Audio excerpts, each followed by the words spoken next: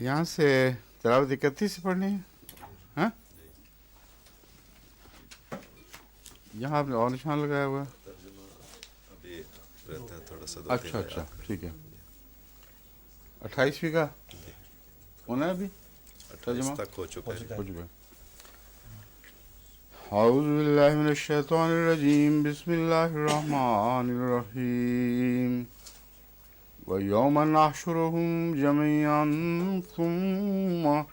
ثُمَّ نَقُولُ لِلَّذِينَ أَشْرَكُوا مَكَانَكُمْ أَنْتُمْ وَشُرَكَاؤُكُمْ فَزَيَّلْنَا بَيْنَهُمْ وَقَالَ شُرَكَاؤُهُمْ مَا كُنْتُمْ إِيَّانَا تَعْبُدُونَ.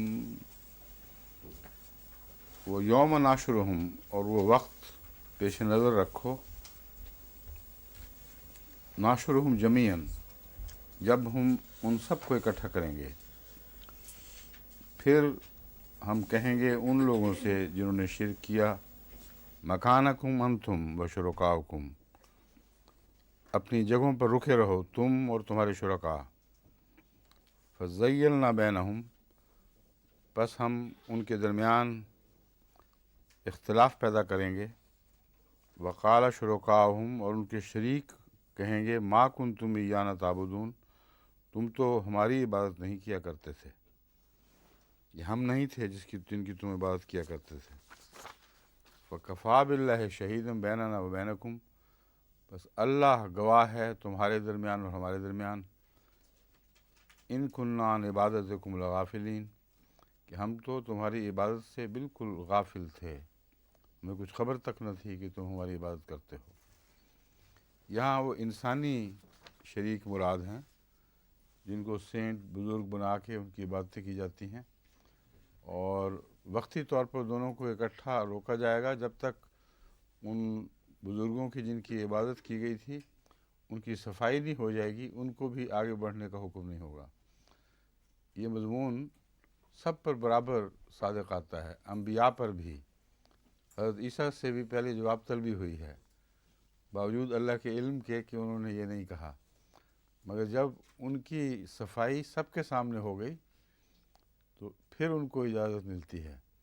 یہاں بھی وہ سب ایسے بزرگ مراد ہیں، انہیں ان پر سختی کرنا مقصود نہیں بلکہ ان کی بریت کرنا مقصود ہے. اس لیے اللہ تعالیٰ ان کو موقع دے گا اور خود گواہ بنے گا ان پر. کفا باللہ شہیدا بیننا و بینکم، اور یہ ثابت ہو جائے گا کہ ان کو خبر تک نہیں تھی. بس اگر شرک کی خبر ہو اور پھر کوئی کارروائی نہ کرے تو جرم میں حصے دار ہو جاتا ہے، اگر خبر نہ ہو تو اس کو بریت عطا ہوتی ہے. ہنالک نبلو کل نفس ما اسلفت، تبلو، ہاں ہنالک تبلو، یہاں نقطہ مج کیا ہوا تھا اس لیے پڑھا گیا غلطی سے. ہنالک تبلو کل نفس ما اسلفت وردوا الی اللہ مولاہم الحق وضل عنہم ما کانوا یفترون. وہاں ہر جان اپنی حقیقت جان لے گی. تبلو کل نفس ما اسلفت، اس بات کی حقیقت جان لے گی جو اس نے کمایا، جو اس نے خرچ کیا. اصل میں اسلفہ تو جو پیچھے چھوڑا ہے نا، یہی مراد ہوگی. اس لیے میں نے جو کمایا، جو خرچ کیا، مطلب ہے جو کچھ بھی وہ پیچھے چھوڑ کر آئی ہے، کرتی آئی ہے، اس کی وہ حقیقت جان لے گی. اور ردوا الی اللہ مولاہم الحق، اور وہ اللہ کی طرف لوٹائے جائیں گے جو ان کا حق مولا ہے. وضل عنہم ما کانوا یفترون، اور ان سے جو وہ افترا کیا کرتے تھے جاتا رہے گا.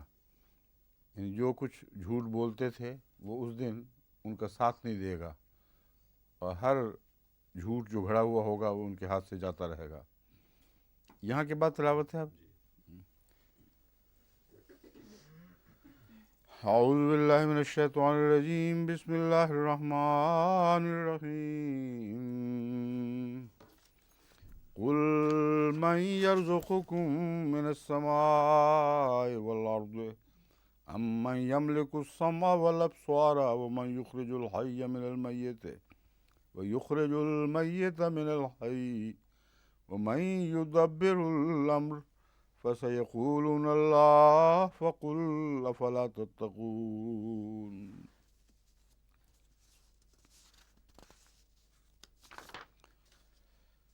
فذلكم الله ربكم الحق فماذا بعد الحق إلا الضلال فأنا تصرفون. كذلك حقت كلمة ربك على الذين فسقوا أنهم لا يؤمنون. قل هل من شركائكم من يبدأ الخلق ثم يعيده قل الله يبدأ الخلق ثم يعيده فأنى تؤفكون. قل هل من شركائكم من يهدي إلى الحق قل الله يهدي للحق أفمن يهدي إلى الحق أحق أن يتبع أمن لا يهدي إلا أن يهدى فما لكم كيف تحكمون. وما يتبع أكثرهم إلا الظن إن الظن لا يغني من الحق شيئا إن الله عليم بما يفعلون. وما كان هذا القرآن أن يفترى من دون الله ولكن تصديق الذي بين يديه وتفصيل الكتاب لا ريب فيه من رب العالمين. أم يقولون افتراه قل فاتوا بسورة مثله وادعوا من استطعتم من دون الله إن كنتم صادقين. بل كذبوا بما لم يحيطوا بعلمه ولما يأتهم تأويله كذلك كذب الذين من قبلهم فانظر كيف كان عاقبة الظالمين. ومنهم من يؤمن به ومنهم من لا يؤمن به وربك أعلم بالمفسدين. وإن كذبوك فقل لي عملي ولكم عملكم أنتم بريئون مما أعمل وأنا بريء مما تعملون. ومنهم من يستمعون إليك أفأنت تسمع الصم ولو كانوا لا يعقلون. ومنهم من ينظر إليك أفأنت تهدي العمي ولو كانوا لا يبصرون. إن الله لا يظلم الناس شيئا ولكن الناس أنفسهم يظلمون. ويوم يحشرهم كأن لم يلبثوا إلا ساعة من النهار يتعارفون بينهم قد خسر الذين كذبوا بلقاء الله وما كانوا مهتدين. وإما نرينك بعض الذي نعدهم أو نتوفينك فإلينا مرجعهم ثم الله شهيد على ما يفعلون. ولكل أمة رسول فإذا جاء رسولهم قضي بينهم بالقسط وهم لا يظلمون. ويقولون متى هذا الوعد إن كنتم صادقين قل لا أملك لنفسي ضرا ولا نفعا إلا ما شاء الله لكل أمة أجل فإذا جاء أجلهم فلا يستأخرون ساعة فلا إذا نہیں پڑھا میں نے إذا جاء أجلهم فلا يستأخرون ساعة ولا يستقدمون. قل أرأيتم إن أتاكم إن أتاكم عذابه بياتا أو نهارا ماذا يستعجل منه المجرمون ثم إذا ما وقع آمنتم به الآن وقد كنتم به تستعجلون ثم قيل للذين ظلموا ذوقوا عذاب الخلد هل تجزون إلا بما كنتم تكسبون ويستنبئونك أحق هو قل إي وربي إنه لحق وما أنتم بمعجزين.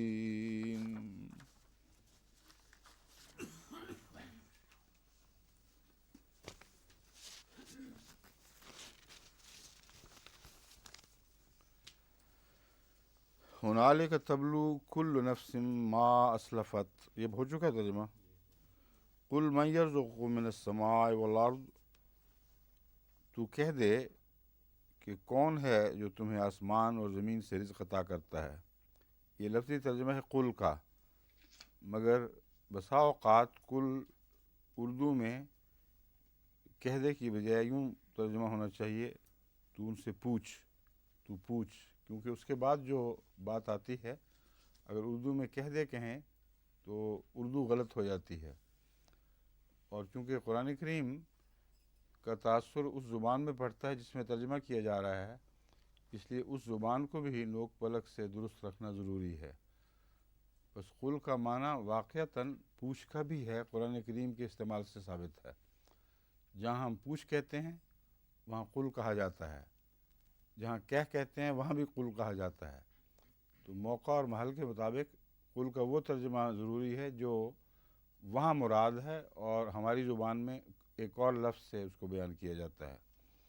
بس یہاں یوں کہیں گے قل، تو کا لفظ بھی یہاں نہیں آئے گا. پوچھ من یرزقکم من السماء، تمہیں آسمان سے کون رزق عطا کرتا ہے، والارض، اور زمین سے.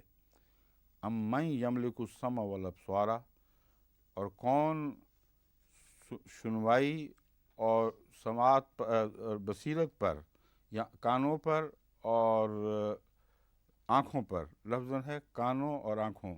سمع اذن کو تو نہیں کہتے، سننے کی طاقت کو کہتے ہیں، کیوں جی؟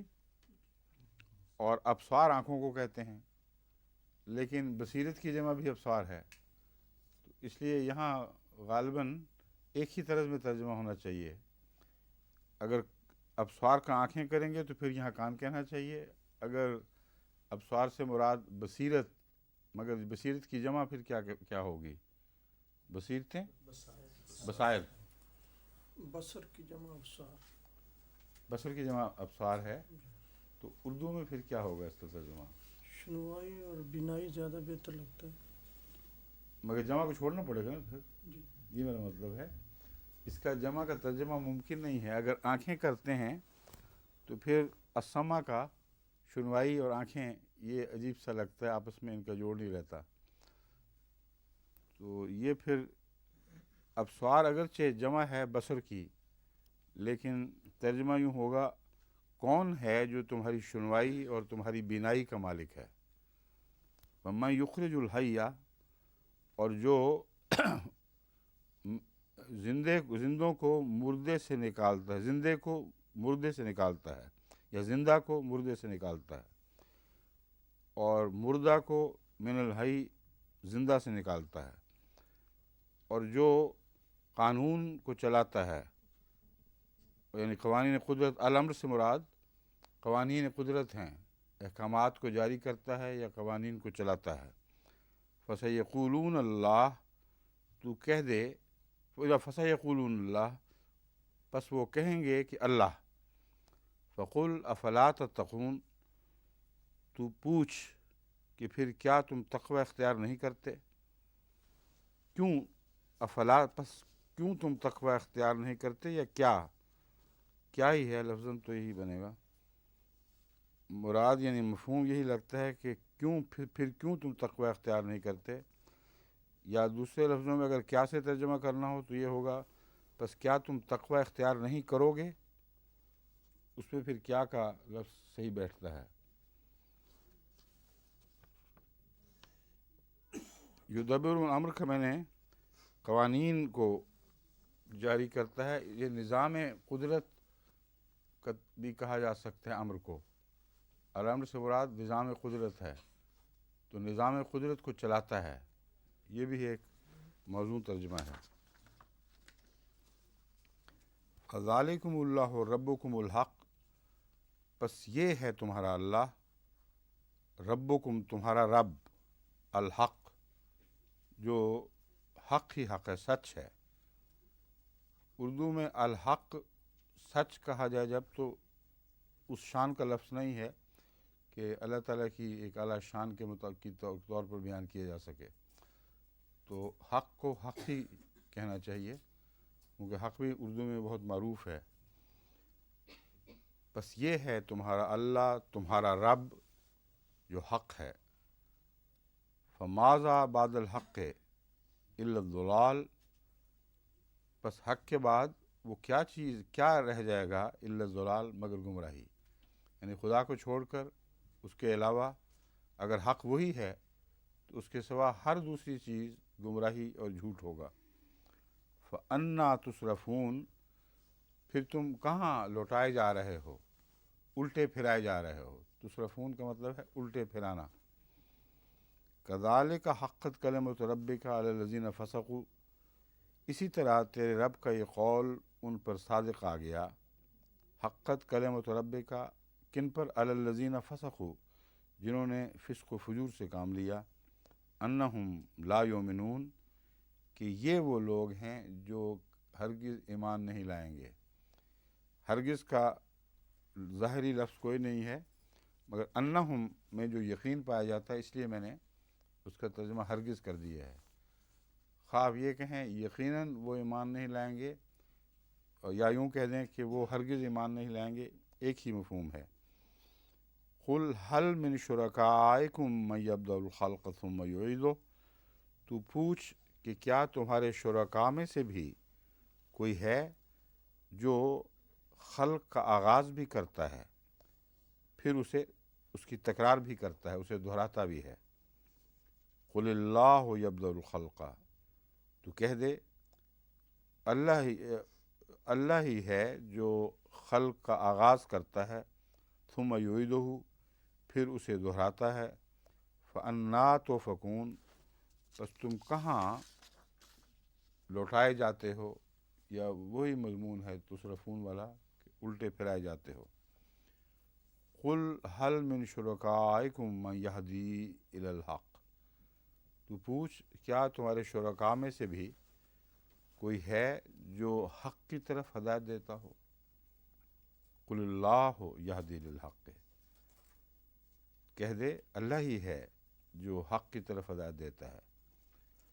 افمن یہدی الی الحق، بس جو حق کی طرف ہدایت دیتا ہو، احق ان یتبع، کیا وہ زیادہ حقدار، افمن یہدی الی الحق احق ان یتبع ام من لا یہدی، وہ زیادہ حقدار ہے کہ اس کی پیروی کی جائے، ام من لا یہدی، یا وہ جو ہدایت نہ پا سکتا ہو۔ ایک وہ ہے جو حق کی طرف ہدایت دیتا ہے، ایک وہ ہے جو خود بھی ہدایت پانے کی صلاحیت نہیں رکھتا، اوروں کو کیا دے گا۔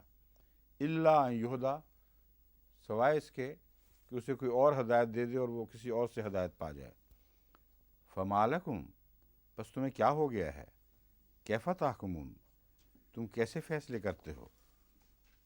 وما یتبع اکثرهم الا الظن، اور ان میں سے اکثر گمان کے سوا کسی چیز کی پیروی نہیں کرتے۔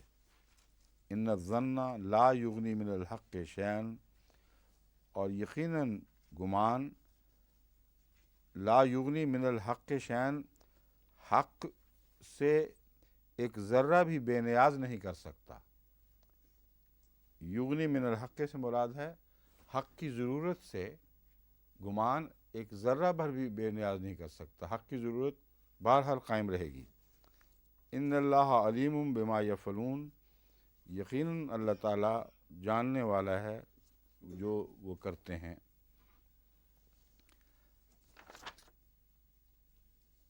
اب یہاں غائب کا صیغہ استعمال ہو گیا ہے. پہلے سب مخاطب کا تھا، اب یہاں مضمون کی طرز بدلے گی اس کے بعد، اس لیے بیچ میں اب ان سب کے اوپر عمومی ایک فتویٰ دے دیا گیا ہے. یہاں یہ سوال صرف اٹھتا ہے کہ جب یہ پوچھا جاتا ہے تو کیا سب یہی کہتے ہیں اللہ اللہ اللہ؟ اس سے یہ کہنے والے کہہ رہے ہیں. قرآن کریم نے مختلف کیٹیگریز کو، مختلف نوع کے لوگوں کو اکٹھا ذکر فرمایا ہے بہت سی آیات میں. جس طرح پہلے بھی میں کئی مثالیں دے چکا ہوں کہ نوع در نوع، قسم در قسم ان کے متعلق بیان چلتا ہے، ان کی کیفیت کھولی جاتی ہے، پھر ایک دوسری قسم کا بیان ہو جاتا ہے. تو یہاں ہر شخص مراد نہیں ہے، وہ لوگ جو خدا کو مانتے بھی ہیں اور شرک بھی کرتے ہیں، ایسے لوگ دنیا میں موجود ہیں. ان کو سمجھانے کے لیے یہ طرز اختیار کی گئی ہے. کیا لفظ ہے اس کا؟ ایسے لوگوں کے متعلق انگریزی میں ایک باقاعدہ ٹرم ہے جو اللہ کی عبادت کرنے کے باوجود اس پہ شریک بھی ٹھہراتے ہیں. ان کے مذہب کے لیے ایک انگریزی میں معین لفظ ہے، اردو میں تو غالباً کوئی نہیں ہے اس کے لیے. ہم تو ہر ایسے شخص کو مشرک ہی کہتے ہیں، مگر جس طرح ہوتا ہے نا مانوتھیسٹ، ایک خدا کی عبادت کرنے والا، پینتھیسٹ، زیادہ خداؤں کی عبادت کرنے والا، یا ساری زمین و آسمان کو خدا ہی کا وجود سمجھنے والا. اس طرح ایک لفظ آتا ہے جو ان لوگوں پر اطلاق پاتا ہے خصوصیت سے جو خدا کی عبادت کرتے ہیں مگر اس کے علاوہ بھی خدا مانتے ہیں.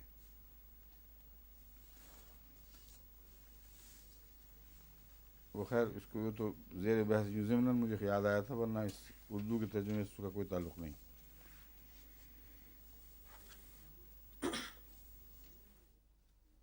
یتبع امن لا یہدی الا ان یہدا، یہاں یہ ذکر آیا ہے ایک شخص کا، ایک ایسے وجود کا جو ہدایت خود تو نہ پا سکتا ہو مگر اگر اس کو ہدایت دے دی جائے تو پھر وہ ہدایت پا جائے.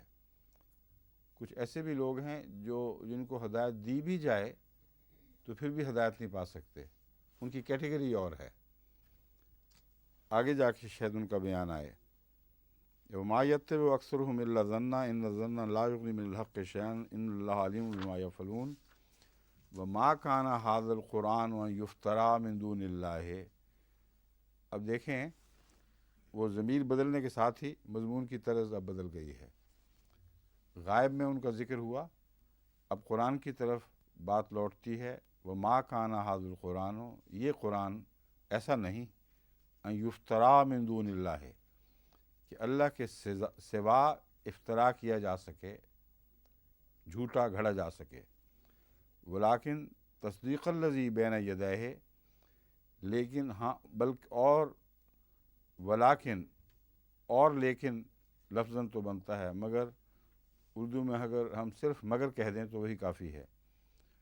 یا ہاں مگر تصدیق الذی، تصدیق کرنے والا ہے اس کی، بین یدیہ جو اس کے سامنے ہے، اور تفصیل الکتاب، اور شریعت کی تفصیل بیان، احکامات کی تفصیل بیان کرنے والا ہے. الکتاب سے مراد یہاں شریعت اور احکامات ہیں. لا ریب فیہ، اس میں کوئی شک نہیں، من رب العالمین، اللہ کی رب العالمین کی طرف سے ہے، تمام جہانوں کے رب کی طرف سے ہے. لا ریبہ کا استعمال قرآن کریم میں اس طرح کیا جاتا ہے بسا اوقات کہ پہلے سے بھی لگتا ہے اور بعد سے بھی لگتا ہے. تفصیل الکتاب لا ریب فیہ، ایک ایسی کتاب کی تفصیل ہے جس میں کوئی شک نہیں. تفصیل الکتاب، کتاب کی تفصیل ہے، لا ریب فیہ من رب العالمین، اس بات میں کوئی شک نہیں کہ اللہ رب العالمین کی طرف سے ہے.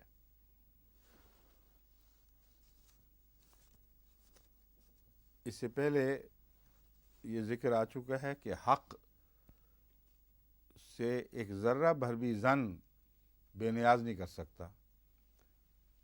اس لیے یہ کتاب جو تمام علوم پر روشنی ڈالنے والی ہے اور ہدایت دینے والی ہے، حق کے سوا کسی اور طرف سے آ ہی نہیں سکتی۔ گمان پر اگر ہوتی تو تمہیں حق سے ایک ذرہ بھی بے نیاز نہ کر سکتی، تمہاری سچی ضرورتوں کو پورا کرنے سے عاجز آ جاتی۔ بس ایسی کتاب جو بلا شک ہے، اس میں کوئی شک کا شائبہ تک نہیں ہے، اس کو تم غیر الحق کی طرف کیسے منسوب کر سکتے ہو؟ یہ دلیل پہلے قائم کر دی گئی ہے، اب اس کی تفصیل ہے کہ اس کی روشنی میں جو کہا جا چکا ہے، ما کان ھذا القرآن ان یفترا، یہ قرآن ایسا نہیں کہ اسے جھوٹ بنایا جا سکتا ہو، یہ جھوٹ بنایا جا سکتا۔ ام یقولون افترا، کیا وہ یہ کہتے ہیں کہ یہ اس نے خود گھڑ لیا ہے؟ افترا ہو، ضمیر حضرت صلی اللہ علیہ وسلم کی طرف جا رہی ہے کہ اس نے گھڑ لیا ہے۔ قل فاتوا بصورت مثلہ، اگر ایسی بات ہے تو اس کی کوئی مثال تو لا کے دکھاؤ، صورت، ایک صورت ہی لے آؤ، مثلہ ہی، اس جیسی، ودعوا من استطعتم من دون اللہ، اور اللہ کے سوا جن کو بھی تم پکارتے ہو انہیں بلا لو، جہاں تک تمہیں طاقت ہے انہیں آوازیں دو، ان کو بلا لو، ان کنتم صادقین، اگر تم سچے ہو۔ یعنی تم خدا کے سوا جن شریکوں کو، جن کی تم عبادت کر رہے ہو، اللہ کے ساتھ ٹھہرایا ہوا ہے، ان کی مدد لو، اور پھر ایک صورت ہی اس کتاب جیسی بنا کے دکھا دو اگر تم سچے ہو۔ بل کذبوا بما لم یحیطوا بعلمہ ولما یاتہم تاویلہ، بلکہ یہ عجیب لوگ ہیں کہ کذبوا بما لم یحیطوا بعلمہ، اس چیز کو جھٹلا رہے ہیں جس پر ان کا علم حاوی ہی نہیں ہے، یعنی جس بات پر ان کے دائرہ علم میں جو چیز نہیں ہے اس کو جھٹلا رہے ہیں۔ ولما یاتہم تاویلہ، اور اس کی حکمت ابھی ان تک نہیں پہنچی، یعنی اس کی حکمت ان کو سمجھ نہیں آ سکی۔ تعویل سچی تعبیر اور حکمت یا مراد ہے۔ کذالک کذب الذین من قبلہم، اس سے پہلے لوگوں نے بھی اسی طرح جھٹلایا تھا، ان سے پہلے جو لوگ تھے انہوں نے بھی ایسے ہی جھٹلایا تھا۔ فانظر کیف کان عاقبۃ الظالمین، بس دیکھ کہ ظالموں کا انجام کیسا ہوا۔ ومنہم من یؤمن بہ، اور ان میں سے ایسے بھی ہیں یا ایسا بھی ہے، من یؤمن بہ، جو اس پر ایمان لاتا ہے، ومنہم من لا یؤمن بہ، اور ان میں سے ایسا بھی ہے جو ایمان نہیں لاتا۔ یعنی مفرد کا صیغہ استعمال ہوا ہے مگر مراد گروہ ہے، اور اردو میں یہ ترجمہ جائز ہے کہ ان میں ایسے بھی ہیں جو ایمان لاتے ہیں اور ایسے بھی ہیں جو ایمان نہیں لاتے۔ وَرَبُّكَ عَالَمُ بِالْمُفْسِدِينَ، اور فساد کرنے والوں کو تیرا رب سب سے زیادہ جانتا ہے۔ وَإِن كَذَّبُوكَ، اور اگر یہ تجھے جھٹلا دیں، فَقُل لِّي عَمَلِي وَلَكُمْ عَمَلُكُمْ، تو کہہ دے کہ میرا عمل میرے لیے ہے، وَلَكُمْ عَمَلُكُمْ، اور تمہارا عمل تمہارے لیے ہے۔ أَنْتُمْ بَرِيئُونَ مِمَّا عَمَلُوا، تم اس سے بری الذمہ ہو جو میں کرتا ہوں۔ وَأَنَا بَرِيءٌ مِّمَّا تَعْمَلُونَ، اور میں اس سے بری الذمہ ہوں جو تم کرتے ہو۔ اب بتائیں مذہب میں جو دخل اندازی اور جبر کی کون سی گنجائش باقی رہ جاتی ہے اس آیت کے بعد؟ کچھ بھی باقی نہیں چھوڑتی اس نظریے کا کہ چونکہ برے اعمال کر رہے ہیں ان کو زبردستی ٹھیک کر لو، تمہیں اس کا حق حاصل ہے۔ حضرت صلی اللہ علیہ وآلہ وسلم کو تو خدا یہ حق نہیں دے رہا، بلکہ فرما رہا ہے ان سے کہہ دے کہ تم جو کرو گے اس کا مزہ تم چکھو گے، اس کا ثواب عذاب تم پر تمہارے ساتھ وابستہ ہے، جو میں کروں گا اس کا ثواب عذاب میرے ساتھ وابستہ ہے، اس لیے ہم ایک دوسرے سے بری ذمہ ہیں، تم جو چاہو کرتے پھرو۔ یہ جو استنباط کرتے ہیں نا اس آیت کے خلاف، اس مضمون سے کرتے ہیں کہ آن حضرت صلی اللہ علیہ وآلہ وسلم نے فرمایا کہ اگر تم ناپسندیدہ بات دیکھو تو اسے زبان سے روکو، اگر زبان سے نہیں اسے روک دو، ہاتھ سے روک دو، اگر ہاتھ سے نہیں روک سکتے تو زبان ہی سے روک دو، اور اگر زبان سے نہیں روک سکتے تو دل میں برا مناؤ۔ یہ مضمون اپنی ذات میں بالکل واضح اور روشن ہے۔ مراد یہ ہے کہ جہاں تمہیں حقوق حاصل ہیں گھر میں یا ایسی جگہوں میں جہاں برائی کو ہاتھ سے روکنا ممکن ہے، وہاں زبردستی مراد نہیں ہے، بلکہ برائی روکنے میں مدد کرنا ہے۔ بس اگر نہیں کر سکتے تو زبان سے روکو۔ یہ مطلب نہیں ہے کہ طاقتور ہو تو زبان سے روکو، کمزور ہو تو زبردستی روک دو، اور اگر زبان سے بھی نہیں روک سکتے تو دل میں برا مناؤ۔ یہ مومن کو برائیوں کے خلاف جہاد پر ہمیشہ آمادہ رہنے کا ایک حکم ہے کہ تم نہی عن المنکر کے لیے بنائے گئے ہو، اور نہی عن المنکر میں صرف زبان سے کافی نہیں، اگر طاقت ہو تمہیں اس برائی کو دور کرنے کی تو اپنے عمل سے وہ کوشش کرو جس سے برائیاں دور ہوں۔ اگر برائیاں دور کرنے کی تم میں استطاعت نہیں، مثلا ساری برائیوں کے خلاف جو جہاد ہوتا ہے اس میں زبردستی تو نہیں روکا جاتا، مگر ایک جہاد عام کیا جاتا ہے جس کے نتیجے میں برائیاں رک جاتی ہیں۔ بعض برائیاں ہاتھ سے ویسے بھی دور کی جا سکتی ہیں، مثلا وقار عمل کرتے ہیں ہم، گلیوں میں گند پھیلے ہوئے ہیں، اگر ہم میں طاقت ہے تو ہم اس کو دور کریں گے۔ معاشرے میں بہت سے ظلم ہو رہے ہیں، اگر ان کو روکا جا سکتا ہے خدمت کر کے غریبوں کی، ان کو تکلیفوں سے بچا کر، تو یہ بھی ہاتھ سے روکنے والی بات ہے۔ اگر ظلم کر رہا ہے کوئی کسی شخص پر، اس وقت اس کی راہ میں عملاً حائل ہونا، یہ بھی ہاتھ سے روکنے کی ایک مثال ہے۔ بس اس کے بہت سے مختلف مواقع ہیں جن پر یہ ہاتھ سے روکنا ان موقعوں کے مطابق معنی دے گا۔ یعنی عملاً ہاتھ سے روکنا یہ معنی بھی رکھتا ہے کہ جہاں استطاعت ہے وہاں مقابلہ کر کے برائی کو روکو، مگر مقابلہ ظالم سے کرنا ہے، مظلوم کے حق میں کرنا ہے، انسانی حقوق کا مسئلہ ہے، اس کے سوا برائی کو زبردستی روکنے کا کوئی مضمون نہیں ہے۔ اور جہاں قوانین پر انسان قابض ہوتا ہے وہاں قانون ایسے بنا دیتا ہے جس سے بدیوں کو روکا جاتا ہے، یہ بھی ایک الگ مضمون ہے، بس وسیع مضمون ہے اس حدیث کا۔ یہ ہرگز مراد نہیں کہ کسی کے مذہب میں زبردستی دخل دو یہ کہہ کر کہ یہ برائی ہے، اور ہمیں اس کام پر مأمور کیا گیا ہے کہ ہم برائی کو زبردستی روک دیں۔ وَمِنْهُمْ مَن يَسْتَمِعُونَ إِلَيْكَ، اور ان میں ایسے بھی ہیں جو تیری طرف کان لگائے رکھتے ہیں، یعنی ہر وقت توجہ رکھتے ہیں کہ کیا کہا جا رہا ہے، سنیں ان کو۔ أَفَأَنْتَ تُسْمِعُ الصُّمَّ وَلَوْ كَانُوا لَا يَعْقِلُونَ، پس کیا تو ایسے بہرے کو بھی سنا سکتا ہے، وَلَوْ كَانُوا، بہروں کو سنا سکتا ہے اگرچہ وہ عقل نہ رکھتے ہوں۔ وہ لوگ جو کان لگائے رکھتے ہیں کون لوگ ہیں جن کا ذکر ہے؟ اگر اچھے لوگ ہوتے تو بعد میں یہ ٹکڑا نہ آتا، فَأَنْتَ تُسْمِعُ الصُّمَّ وَلَوْ كَانُوا لَا يَعْقِلُونَ، تو بہروں کو سنا سکتا اگرچہ وہ عقل نہ رکھتے ہوں۔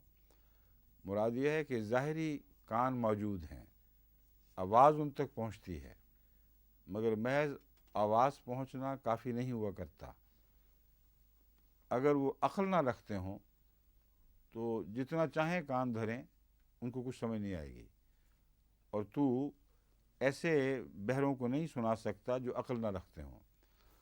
بس یستمعون اور سم میں جو آپس کا رشتہ ہے یہ کھولا گیا ہے۔ یہاں السم سے مراد ظاہری بہرے نہیں ہیں بلکہ عقل کے بہرے ہیں۔ چنانچہ اگلی آیت میں آنکھوں سے تعلق میں بھی یہی بات فرمائی جا رہی ہے، وَمِنْهُمْ مَنْ يَنْظُرُ إِلَيْكَ، اور ان میں سے ایسے بھی ہیں جو تجھ پر نظر رکھتے ہیں، یعنی آنکھیں اندھی نہیں ہیں، دیکھتے ہیں. افانتا تہدی الامیہ ولو کانوا لا یبصرون، بس کیا تو اندھے کو یا اندھوں کو بھی ہدایت دے سکتا ہے، ولو کانوا لا یبصرون، خواہ وہ بصیرت نہ بھی رکھتے ہوں. تو ظاہری بینائی مراد نہیں ہے بلکہ باطنی بینائی مراد ہے. اس سے پہلے جو آیت گزری تھی یہودی والی، اس میں ایسے لوگ مراد ہیں جو ہدایت خود تو نہیں پا سکتے اپنی طاقت سے، ان کو اگر ہدایت دے دی جائے تو ہدایت پا جاتے ہیں. یعنی باوجود اس کے کہ از خود ہدایت نہیں پا سکتے، وہ باطنی طور پر نہ بہرے ہیں نہ اندھے ہیں.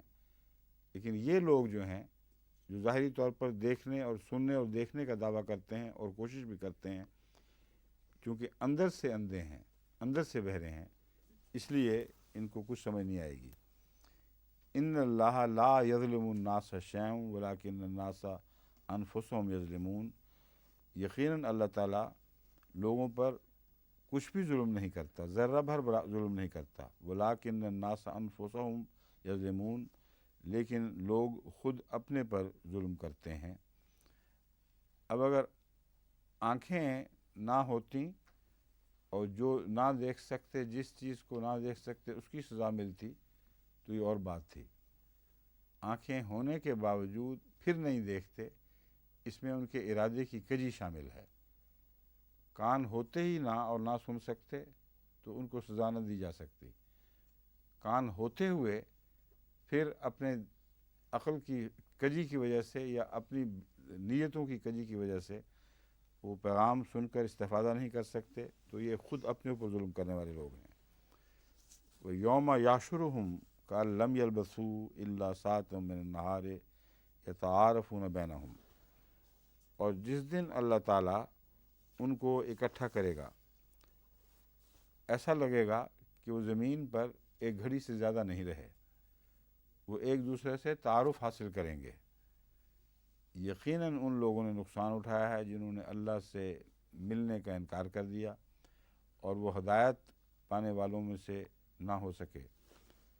قد خسر الذین کذبوا، یقیناً گھاٹا کھایا، نقصان اٹھایا ان لوگوں نے جنہوں نے کذبوا بلقاء اللہ، اللہ کی لقاء سے، اس سے ملاقات کے دن کا انکار کر دیا. وما کانوا مہتدین، اور وہ ہدایت پانے والوں میں سے نہ ہو سکے. یہ جو ہے یوم یحشرہم کأن لم یلبثوا الا ساعۃ من النہار، اس کا مطلب کیا سمجھ آ گئی بات کھل کے؟ کیوں جی؟ بات تو کھلی ہے مگر غور کیا ہے کہ کیا بات ہو رہی ہے. وہ دن جب انہیں اکٹھا کیا جائے گا، کأن لم یلبثوا الا ساعۃ من النہار، گویا وہ ایک گھڑی، ایک دن کی ایک گھڑی سے زیادہ نہیں رہے. یتعارفون بینہم، آپس میں ایک دوسرے سے متعارف ہو رہے ہوں گے. کیا نقشہ ابھرا ہے دماغ میں؟ کیوں جناب؟ ہیں؟ اصلیت ان کو پھر پتہ چلی، ایک دوسرے کی اصلیت کی، وہ بھی گناہ گار ہیں دوسرے. ان کو تو سمجھ آ گئی جو جن کو سے تم بات کر رہی ہے، یہاں تک نہیں پہنچتا بات. کہ جب وہ ایک جگہ میں ایک مقام پہ ہوں گے، ان کو پتہ چل جائے گا کہ دوسروں کی کیا اصلیت تھی، کہ وہ بھی ان کی طرح کے ہیں. اور لگتا ہے سبیہ کو بات سمجھ آئی ہے، کچھ آج اندازہ ہو رہا ہے کچھ. کیوں نہیں؟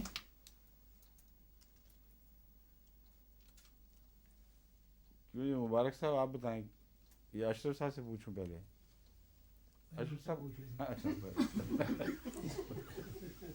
اشرف صاحب بتائیں. پوچھ لیں تو بڑا زور تھا ان کا. آگے بتائیں. یہ تو خاموش ہیں، آ جائیں اب آپ. میرا تو خیال ہے کہ قیامت کے دن جب اللہ تعالیٰ اکٹھے کرے گا سب کو حساب کتاب کے لیے، تو اس دن وہ سمجھیں گے کہ ہم دنیا میں تو ایک چند ساتھ رہے ہیں، زیادہ دیر نہیں رہے. कि तारुफ क्यों कराएंगे एक दूसरे से, तारुफ क्यों करेंगे, क्यों जनाब, क्या हाल है अशरफ साहब, ये हो रहा होगा। पहचानेंगे एक दूसरे को, वहाँ मिलेंगे। हाँ जी, तो इसकी ज़रूरत क्या पेश आई, ये तारफ़ होना बैनहुम, एक दूसरे को वो पहचान रहे होंगे, तारुफ हासिल कर रहे होंगे। जिन्होंने खुदा हाँ आप बताएं। देखिए, इससे पहली आयत में है कि वो ना देखते हैं देखने के बावजूद और ना वो सुनते हैं। नहीं, मगर ये जो मौका है इसी आयत के अंदर ये मसला हल तलब है कि अचानक तारुफ का मजमून क्यों ज़ाहिर हुआ है। बात यह है कि जब उनको होश आई है, उठ खड़े हुए हैं दोबारा, तो ज़माना इतना गुज़र चुका है कि ज़मीन पे उनका दौर जो था वो आनन फानन सा दिखाई दिया, और जितनी दूर की बात हो उतनी छोटी दिखाई देती है। बस इतनी दूर के बावजूद कि उनको ज़मीन का ज़माना बिल्कुल सुकड़ा हुआ एक दिन के चंद लम्हों में गुज़रा हुआ दिखाई दे रहा है, फिर भी वो एक दूसरे को पहचानेंगे, जिसका मतलब ये है कि नई शक्ल में जब उठेंगे, हालांकि उनकी तख्लीक बदल चुकी होगी, ज़माना बदल चुका होगा, मगर वो उनके अंदर शनाख्त खुदा ताला ऐसी ज़रूर रखेगा कि दुनिया के लोग उस नई हैत में भी एक दूसरे को पहचानेंगे। और दूसरे जो बद वजूद हैं वो बदी की सूरत में चूँकि बद लामतें लेकर उठेंगे, तो ये तारफ़ुना बैनहुम का ये भी मतलब बनता है। यहाँ चूँकि इससे पहले मनफी अंदाज में ज़िक्र है उन लोगों का जो गुनहगार हैं, जो झुटलाने वाले हैं और खुसूसन लिका का इनकार करने वाले हैं। इसलिए यहाँ यतारफ़ून बैनहुम से मुराद ये बनती है कि उनकी बदियों की इलामतें, उनके गुनाहों की इलामतें उनके चेहरों पर उसी तरह रोशन होंगी, यानी वाज़ेह होंगी जिस तरह पहले हुआ करती थीं। और इससे फिर वो एक दूसरे को पहचानेंगे कि हम बद हैं। अच्छा, तुम करप्ट थानेदार हो, क्या हाल है पटवारी साहब आपका, और ए जालिम इंसान, ए मौलवी साहब, कैसी रही दुनिया में, तो आनन फानन जो भी थी गुजर गई, तो अब अच्छा आप वही साहब हैं जो ये हुआ करते थे। ये जो वाक़यात हैं ये फ़र्ज़ी कहानियाँ नहीं हैं, कुरान करीम का बयान है, इसलिए बैन ही इसी तरह होगा, बावजूद इतने लंबे अरसे के जो हो सकता है 1 बिलियन साल का हो हमारे दरमियान और उनके दरमियान, क्योंकि ज़िंदगी को आगाज़ से अब इंतहा तक, इंसान तक पहुँचने के लिए 1 बिलियन साल गुज़रे हैं। और कुरान करीम फरमाता है इल्ला का नफ्स वाहिदा, ये जी उठना उसी तरह है जैसे एक नफ्स वाहिदा का ज़माना तुम इस दौर में तुम्हारे साथ गुजरता है। और नफ्स वाहिदा की तख्लीक में अव्वल से आखिर तक सारी कहानी दोहराई जाती है। तो मेरा ये इससे अंदाज़ा है कि गालिबन 1 बिलियन साल बाद हशर होगा, और उस अरसे में रूहानी इर्तिक़ा मुकम्मल होगा, जैसे जिस्मानी इर्तिक़ा तकरीबन 1 बिलियन साल में मुकम्मल हुआ है, मगर उसके बावजूद उनके सारे नक़ूश महफूज रहेंगे, और इस हद तक महफूज रहेंगे कि 1 बिलियन साल भी पहचान की राह में हायल नहीं होंगे, और उनके जो इम्तियाज़ी नक़ूश थे जिससे पहचाना जाता है वो नई रूहानी शक्ल में, या जो भी उनकी शक्ल बनती है, रूहानी से मुराद आला रूहानी मुराद नहीं है बल्कि रूह की नई शक्ल में वो फीचर्स उसी तरह बहाल होंगे और एक दूसरे को इंसान पहचान सकेंगे।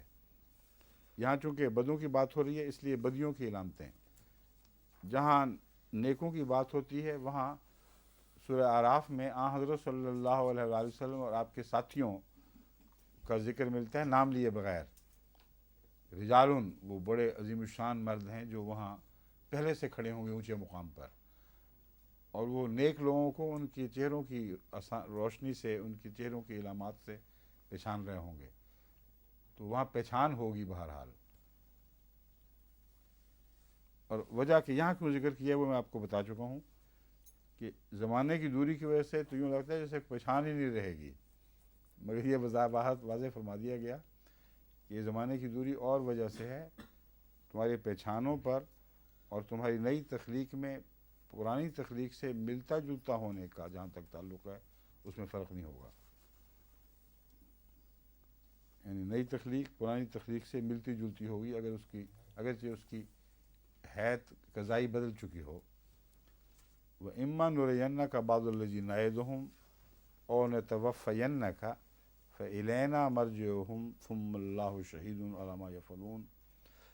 پس اگر خواہ ہم تجھے دکھا دیں بعض الذی نعدہم، بعض وہ باتیں جن کے ہم ان کو ڈراتے ہیں. نعدہم کا مطلب ہے وعدہ کرتے ہیں، مراد ہے کہ وعید کرتے ہیں، یعنی ہم ان کو متنبع کرتے ہیں یا ان سے وعدہ ہے کہ تمہیں سزا ضرور ملے گی. او نتوفینک، یا تجھے وفات دے دیں. فإلینا مرجعہم، بس ہماری طرف ہی ان کا لوٹ کر آنا ہے. ثم اللہ شہید علی ما یفعلون، پھر اللہ گواہ ہوگا اس بات پر جو وہ کیا کرتے تھے، ان اعمال پر جو وہ کیا کرتے تھے. یہاں دو اما کے ذریعے نورینہ کا جب کہا گیا بعد میں تو یقین بھی ہے اور دونوں طرف کے احتمالات بھی ہیں. تو یقین اور احتمال کیسے اکٹھے ہو سکتے ہیں، یہ ایک سوال ہے جو ترجمے کی رستے میں حائل ہو جاتا ہے اور مشکل پڑتی ہے. نورینہ کا مطلب ہے ضرور تجھے دکھائیں گے، اما کا مطلب ہے اگر ہم دکھائیں. تو اس کا کس طرح ترجمہ کریں گے پھر؟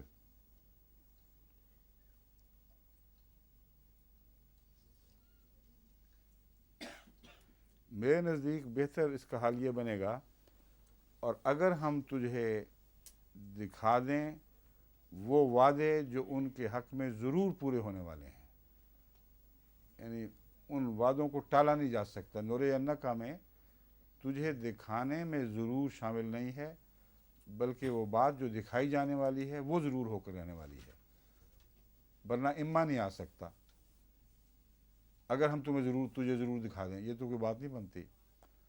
بس اگر تجھے وہ یقیناً ہو رہنے والی بات دکھا دیں جن کا وعدہ ان سے کیا جاتا ہے. اور نتوفینہ کا، یا تجھے وفات دے دیں جو ضرور ہو کے رہے گی، یہ بھی ایک لازمی چیز ہے. دونوں صورتوں میں ان کے لیے کسی قسم کی بھی خوشی کا کوئی موقع نہیں ہے. اگر تو اپنی آنکھوں سے ان سزاؤں کو دیکھ لے جو دنیا میں ان پر وارد ہوں تو ویسے ہی موقع نہیں. اگر تو پہلے فوت ہو جائے تو پھر بھی ان کے لیے کسی خوشی کا موقع نہیں. فإلینا مرجعہم، کیونکہ لوٹ کے تو ہماری طرف آنا ہے اور سزا دینے والے ہم ہیں. ثم اللہ شہید، بس اللہ پھر ان پر گواہ ہوگا. علی ما یفعلون، ان باتوں پر جو وہ کیا کرتے تھے. وَلِكُلِّ أُمَّةٍ رسول، ہر امت کے لیے ایک پیغمبر ہے. فَإِذَا جَاءَ رَسُولُهُمْ، یہ ایک ایلچی ہے. فَإِذَا جَاءَ رَسُولُهُمْ قُضِيَ بَيْنَهُمْ بِالْقِسْطِ، پس جب وہ رسول ان کے پاس آتا ہے، قُضِيَ بَيْنَهُمْ بِالْقِسْطِ، ان کا معاملہ انصاف کے ساتھ چکا دیا جاتا ہے. وَهُمْ لَا يُظْلَمُونَ، اور وہ ظلم نہیں کیے جاتے. کیا یہ مطلب ہے کہ جب بھی کوئی رسول آیا ہے اس کے دیکھتے میں ان کا معاملہ انصاف کے ساتھ چکا دیا جاتا ہے یا قضیہ کر دیا جاتا ہے جو کچھ بھی ہونا ہے؟ کیوں جی اشرف صاحب، ایسا ہوتا ہے کیا ہمیشہ؟ یہ تو اگلے جان کی باتیں ہیں. نہیں ایسے ہاں دیا مزہ نہیں تو پھر میں بیٹھے رہے جاؤں. جب فیصلہ ہوگا تو اس وقت وہ گواہی ہوگی. نہیں، ہر امت کا ایک رسول ہے، اس کے لیے مقدر ہے.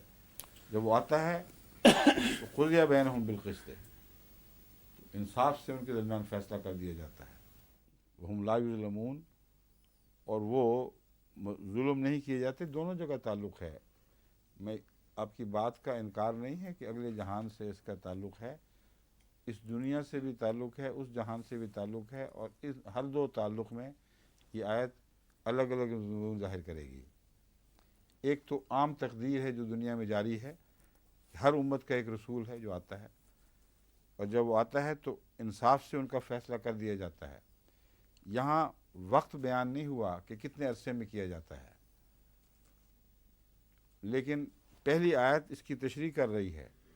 بعض دفعہ رسول اس فیصلے کو دیکھنے سے پہلے فوت ہو جاتے ہیں، بعض دفعہ رسول زندہ رہتے ہیں اور ان کی زندگی میں فیصلے ہوتے ہیں. مگر قوم کی جو تقدیر بنتی ہے انکار کے نتیجے میں یا اقرار کے نتیجے میں، وہ ایک لکھی ہوئی چیز ہے. ناممکن ہے کہ اس فیصلے کو تبدیل کیا جا سکے.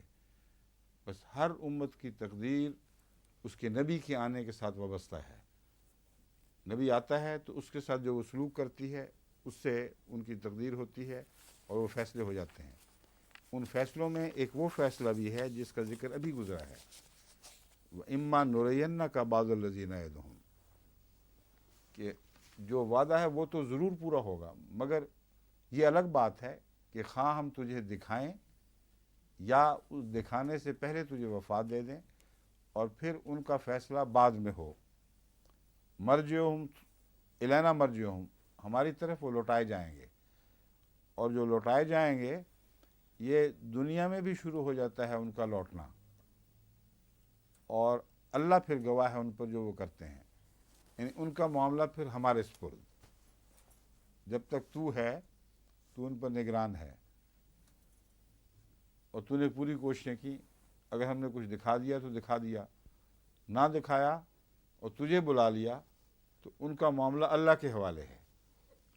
اور اللہ کے حوالے اس دنیا میں بھی یہ ترجمہ کیا جائے تو یوں بنے گا کہ پھر خدا کی طرف سے وہ فیصلے ضرور کیے جائیں گے، کیونکہ اللہ شہید ہے، وہ گواہ بھی ہے، نگران بھی ہے. اور ہر امت کی تقدیر اس کے رسول سے اس طرح وابستہ ہوتی ہے کہ وہ لکھی جاتی ہے. اچھی لکھی جائے گی یا بری لکھی جائے گی. یہ لکھنے والے وہ خود ہیں جو نبی سے کوئی سلوک کرتے ہیں. دوسرا، رسول وہ فرشتے بھی ہوتے ہیں جو قضاء و قدر لے کے آتے ہیں.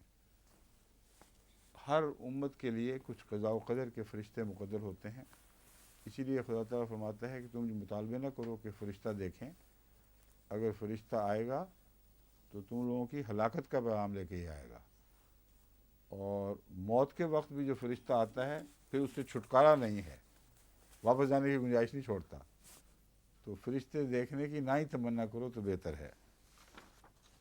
وَيَقُولُونَ مَتَىٰ هَٰذَا الْوَعْدُ إِن كُنتُمْ صَادِقِينَ، تو وہ یہ کہیں گے یا کہتے ہیں مَتَىٰ هَٰذَا الْوَعْدُ، یہ وعدہ کب پورا ہوگا اگر تم سچے ہو تو بتاؤ ہمیں یہ وعدہ کب پورا ہوگا. قُلْ لَا أَمْلِكُ لِنَفْسِي ضَرًّا وَلَا نَفْعًا، تو کہہ دے کہ میں تو اپنی جان کے لیے بھی نہ کوئی نقصان کی طاقت رکھتا ہوں، ولا نفع، نہ فائدے کی طاقت، الا ما شاء اللہ، مگر وہی جو اللہ چاہتا ہے. میں اپنے لیے اس سے زیادہ کچھ نہیں رکھتا، کوئی طاقت نہیں رکھتا جو اللہ چاہے. لکل امت اجل، اب یہاں وہ مضمون آ گیا ہے جو میں نے کہا تھا، ہر قوم کی اجل جو ہے وہ اس دنیا میں ضرور پوری ہو جاتی ہے، اور یہاں دنیا سے ضرور اس آیت کا تعلق ہے. لکل امت اجل اذا جاء اجلہم، جب ان کی اجل آ جاتی ہے، فلا یستاخرون ساعۃ ولا یستقدمون، پھر ایک لمحہ بھی، ایک ذرہ بھی وہ یستاخرون، نہ وہ اسے پیچھے ڈال سکتے ہیں، نہ اس سے بھاگ کر نکل سکتے ہیں، نہ وہ اس سے آگے بڑھ سکتے ہیں، نہ پیچھے ہٹ سکتے ہیں. یعنی قضاء کا لمحہ ایسا قطعی اور شارپ ہے، تیز ہے، دھار کی طرح تیز ہے، جو نہ آگے بڑھنے دے گا نہ پیچھے ہٹنے دے گا. وہ قضاء وہاں ہو جائے گی، اور اس وقت پھر ان کی حالتوں میں کوئی تبدیلی ممکن نہیں ہے. یستقدمون یستاخرون سے یہ مراد ہے کہ ان کی حالت جب وہ تلوار گرے گی تو اتنا موقع نہیں دے گی کہ اپنے اندر کسی قسم کی کوئی تبدیلی کر سکیں، بس پھر ان کی تقدیر لکھی جائے گی۔ اور وہ یہ کہہ رہے ہیں وعدہ بتاؤ کب ہوگا، تو فرمایا مجھے ذاتی طور پر تو اپنے پر بھی کوئی اختیار نہیں، اللہ کی باتیں سنا رہا ہوں، اور وہ یہ کہتا ہے کہ جب وہ تقدیر آئے گی تو پھر تمہیں سوچنے کا موقع ہی نہیں ملنا، تو فائدہ کیا پوچھنے کا، تمہارے تو کسی کام کا نہیں ہے وہ لمحہ، جب آئے گا تو تم لوگ بالکل ہر لحاظ سے بے اختیار ہو چکے ہوگے۔ قل ارائیتم، اب اسی مضمون کو کھولا جا رہا ہے، دیکھو وقت نہ پوچھو، اپنی اصلاح کی اب کوشش کرو۔ ارائیتم، بتاؤ تو صحیح، ان اتاکم عذابہ بیاتن، اگر خدا تعالیٰ کا عذاب رات کے وقت تمہارے پاس آ پہنچے، اور نہارن یا دن کے وقت، ماذا یستعجل منہ المجرمون، تو کیا چیز ہے جس وہ کس برتے پر مجرم اس سے بھاگنے کی کوشش کریں گے۔ پھر جب عذاب آیا کرتے ہیں، جب وہ رات کو آئے یا دن کو آئے، اس وقت تمہیں بھاگنے کا موقع نہیں دے گا، تمہارے پاس ہوگا کیا، ماذا یستعجل منہ، کس ذریعے سے وہ اس سے جلدی سے نکل بھاگنے کی کوشش کر سکتے ہیں یا کر سکیں گے۔ المجرمون یعنی مجرم، ثم اذا ما وقع آمنتم بہ، کیا کر سکو، کچھ بھی نہیں، کیا تم ایمان لا سکو گے اس وقت جب وہ آ چکا ہوگا۔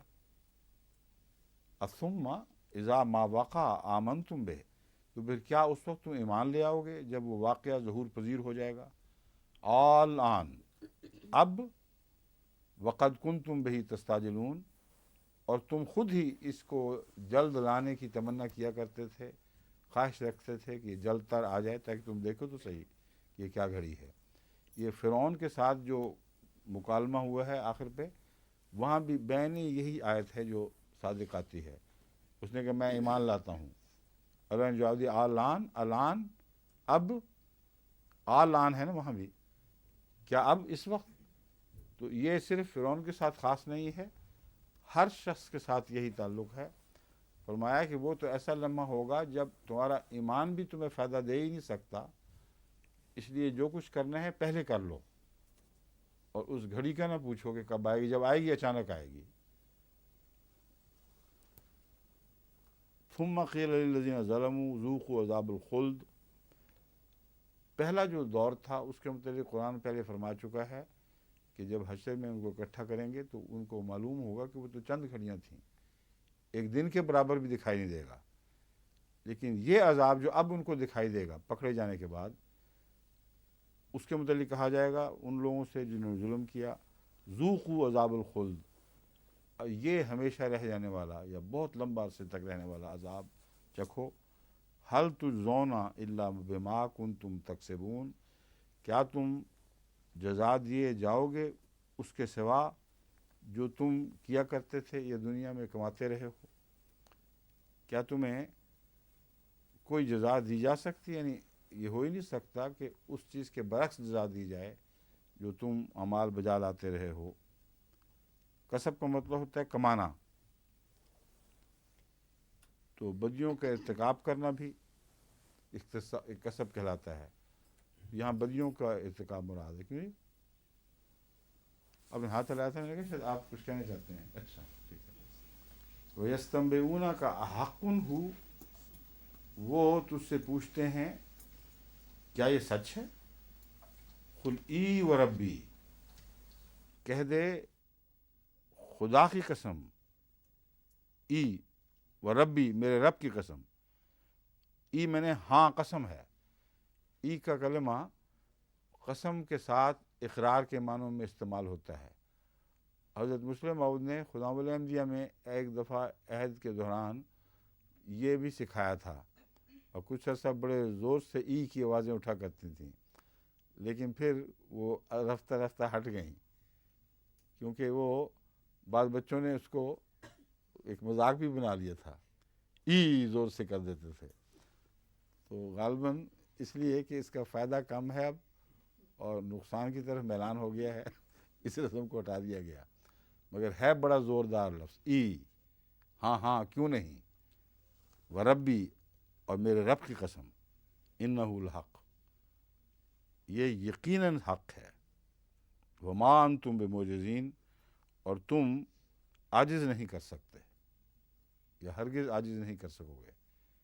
عاجز کرنے سے مراد اس تقدیر کو ٹال نہیں سکتے، ناممکن ہے کہ تمہارے بس میں ہی نہیں ہے کہ اس تقدیر کو جو حتمی اور یقینی ہے اس کو ٹال سکو۔